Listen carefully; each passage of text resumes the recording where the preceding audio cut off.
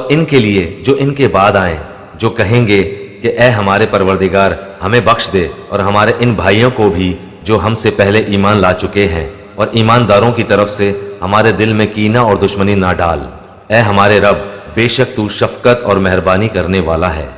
کیا تو نے منافقوں کو نہ دیکھا کہ اپنے اہل کتاب کافر بھائیوں سے کہتے ہیں اگر تم جلا وطن کیے گئے تو ضرور بالضرور ہم بھی تمہارے ساتھ نکل کھڑے ہوں گے، اور تمہارے بارے میں ہم کبھی بھی کسی کی بات نہ مانیں گے، اور اگر تم سے جنگ کی جائے گی تو بخدا ہم تمہاری مدد کریں گے۔ لیکن اللہ تعالیٰ گواہی دیتا ہے کہ یہ قطعاً جھوٹے ہیں۔